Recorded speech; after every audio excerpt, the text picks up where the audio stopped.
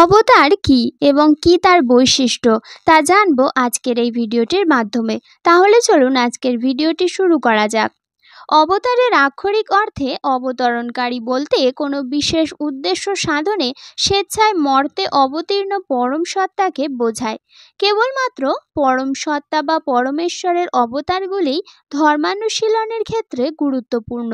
এই সকল অবতার সর্বজন শ্রদ্ধেয় ও অতিলৌকিক ক্ষমতা সম্পন্ন। অন্যান্য অবতারগুলি ঈশ্বরের গৌণ সত্তার রূপ অথবা কোনো গৌণ দেবদেবীর অবতার। অবতার এই শব্দটি হিন্দু ধর্মে মূলত বিষ্ণুর অবতারদের ক্ষেত্রে ব্যবহৃত হয়। বর্তমানে হিন্দু ধর্মের অন্যতম বৃহৎ শাখা বৈষ্ণব ধর্মে এই সকল অবতারের পূজার বিধান রয়েছে। বৈষ্ণবরা বিষ্ণুর 10 অবতারকে পরমেশ্বরের একটি বিশেষ বৈশিষ্ট্য রূপে কল্পনা করেন। অনেক ক্ষেত্রেই অন্যান্য অবতারগুলি বৈষ্ণব শাস্ত্রের বর্ণিত অবতারদের অনুসরণে কল্পনা হয়ে থাকে।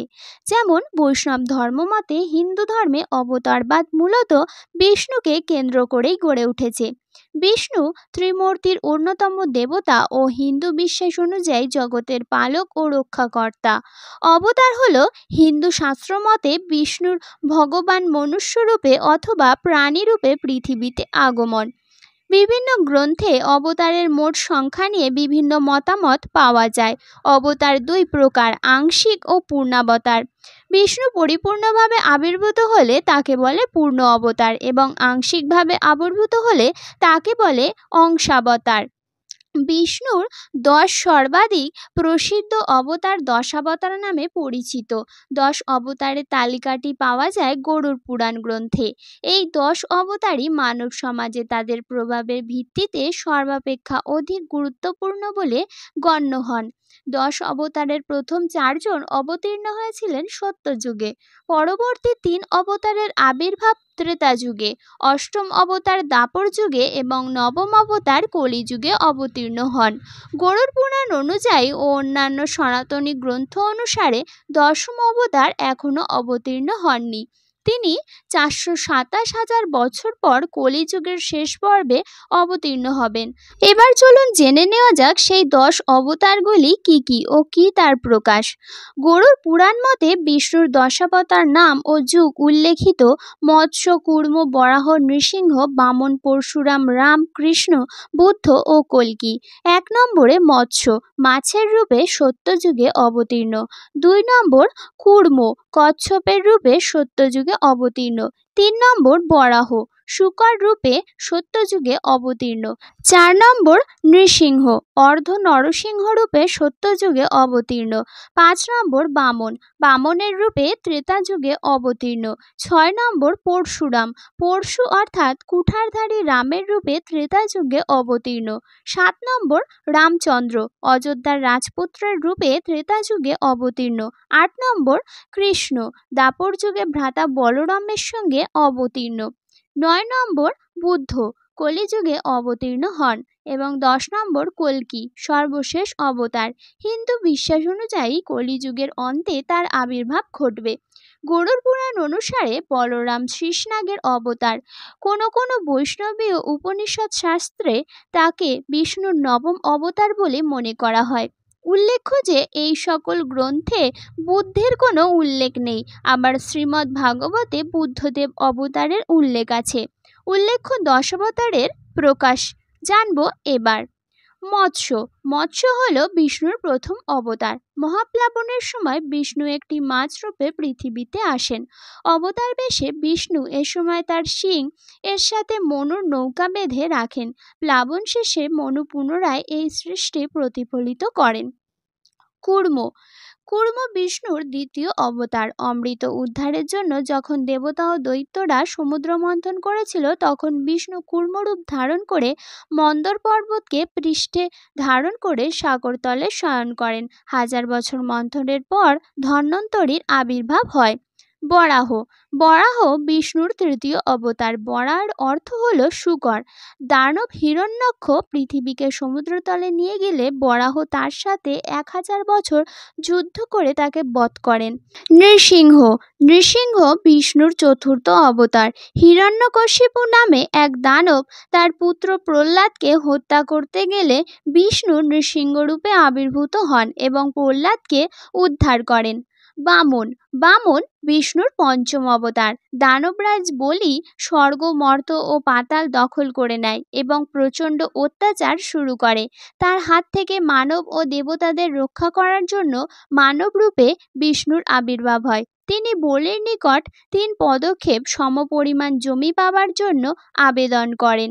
ক্ষুদ্রকায় বামনের 3 পদক্ষেপ জমি খুবই সামান্য বিবেচন করে বলি তা দিয়ে রাজি হন।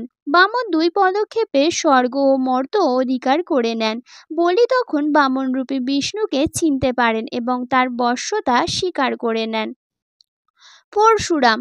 ত্রেতা যুগারম্ভে যখন ক্ষত্রিয় রাজারা অত্যাচারী, অনাচারী ও অধর্মী হয়ে ওঠে তখন সৃষ্টির পালনহার বিষ্ণু পরশুরাম রূপে অবতীর্ণ হয়। পরে মহাদেবের কাছ থেকে যুদ্ধবিদ্যা শিখে এবং পিতার মৃত্যু শোধ নিতে গিয়ে সৃষ্টির সমাজ থেকে ক্ষত্রিয় রাজাদের 1 বার বিনাশ করে। রাম। যখন বিষ্ণু পরশুরাম রূপে অবতীর্ণ হয়ে ক্ষত্রিয় রাজাদের বিনাশ করে তখন সমাজের ক্ষত্রিয় বংশের মধ্যে আর কেউ রাজভার গ্রহণ করতে অনিচ্ছা প্রকাশ করে।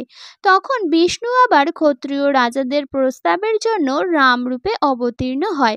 তাছাড়া রাম অবতারণার পেছনে আরও একটি কারণ ছিল, যেটি হলো রাক্ষস জাতি ও রাক্ষসরাজ দশারণ রাবণ বধ করে ধর্ম স্থাপনা।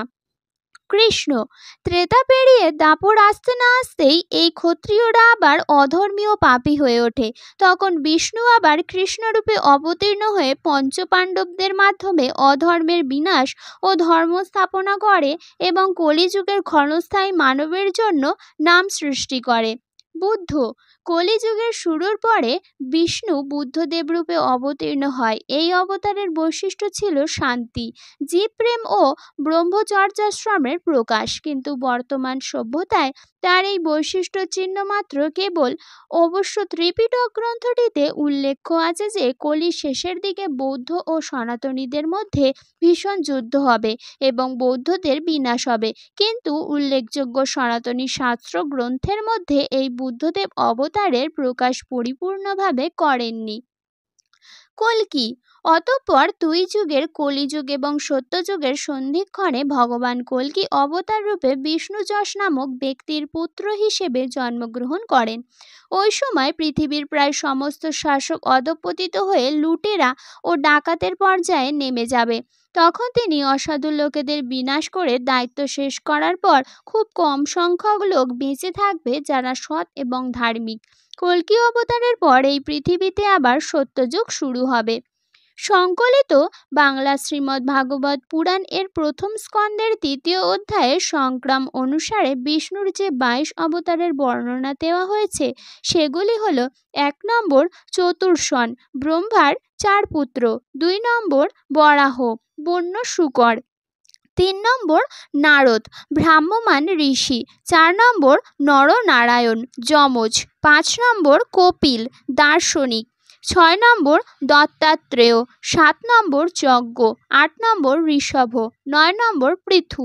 10 নম্বর মৎস্য। 11 নম্বর কূর্ম। 12 নম্বর ধন্বন্তরী। 13 নম্বর মোহিনী। 14 নম্বর নৃসিংহ। 15 নম্বর বামন।